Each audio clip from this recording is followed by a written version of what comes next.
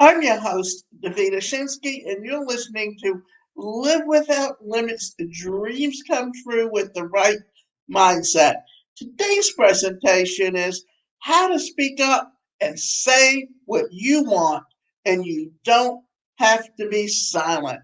Throughout life, it's likely we will face some difficult circumstances and people. Life will not always go as planned, and people will not always act like we want them to. That's just the way it goes.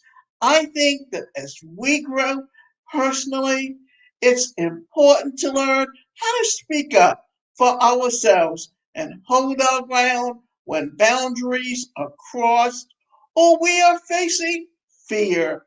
I believe that people ought to feel empowered and confident. There will most likely be someone in your life periodically telling you what you can and cannot do. If this rubs you the wrong way, you ought to know how to stand up for yourself and say, "Whoa, Nellie, back the control truck up. This is not okay with me." You have to deal with it when dealing with your parents or even with a significant other because there are times when someone's going to want to control your life and dictate how you should live it. And you know what? No one can live your life but you. The problem is, too many times parents were not living their own life, so they try to live their life through their children because they're only doing to their children what their parents did to them. And you know what? You don't have to take it. So, how to speak up for yourself? Three ways that you can practice. Do not hide your feelings. Holding your feelings may be tempting, but in the long run, it's not the best way to handle your emotions. If you keep everything bottled up inside, eventually your feelings may explode, and that's not usually a pleasant experience for you or others. Trust me, I've stuffed my emotional balloon full, full, full before. And guess what? It eventually popped, and there was my emotional group splattered all over everywhere. It wasn't pretty. If you are feeling something or need something, I give you permission to speak it in a loving and honest way. If you feel bad about what someone has said to you or done to you, tell them. Are hurting you inside, let someone know so you can help you. Need some attention? Speak it out. Why is that we think we have to keep things bottled up? We have every right to share what we are thinking or feeling. So, are you struggling with being a people pleaser? There are 5 ways to help you find better balance. Remember that. That is so important. You have to have better balance in your life. Be positive. Optimism is golden. The truth is that you're likely to be miserable if you are constantly thinking negative thoughts. In order to be happy, you must learn to have a positive perspective. I know that you know this, but do you wonder how?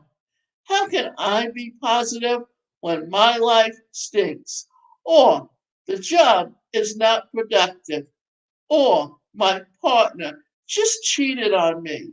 It's all right to have a few moments where you feel those emotions and get them out. It's all right to cry. You have permission to punch the pillow. Rant and rave out in nature for a while. Scream into the wind. Then, when you're released, the emotions take a deep breath and resolve to take a new perspective, a positive one. Say, yeah, this stinks, but I'm going to get through it. I'm going to come out a stronger person. I'm going to do something different and tell a new story. Make an intention. Speak out what it is that you want. Declare it with authority. Write down some positive statements and plaster them all over the place. Tell yourself that you are beautiful, strong and inspiring, kind, caring, loving, and worthy to have what you want. Do you want happiness or peace? Stand up, speak up, and go after what you want. Speak up and stand your ground. You will face times in your life where you may be bullied, put down physically or emotionally, or made to feel that you are worthless.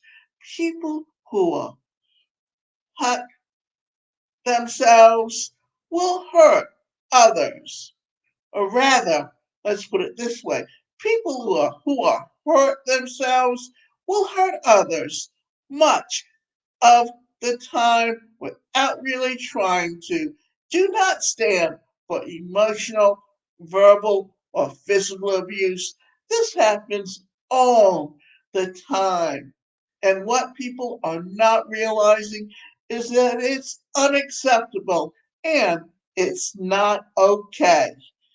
And the reason that we're talking about this now is that in the past it was not talked about. And because it wasn't talked about, we have people that suffer from different types of mental illness simply because they were not able to talk about the things that they needed to many years ago. And when you don't do that, what happens? Then guess what? You've bottled it up, and then as an adult, you've taken it out on other people. And now they're suffering. I don't care what you've done or haven't done.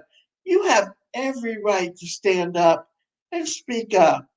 You are worthy of utmost respect. Stand your ground. You are fully allowed to speak your feelings to others. And if you've been mistreated, call it for what it is in a mature way. Everyone has a voice. Learn to use yours to let others know how you're feeling and share your thoughts openly and honestly. If you want or need something, do not feel ashamed or fearful in asking for it. If someone is disrespectful to you, call them out on it in an honorable way. Say, hey, I'm not sure why you're talking to me like that. I find it disrespectful and I don't appreciate it and won't tolerate it.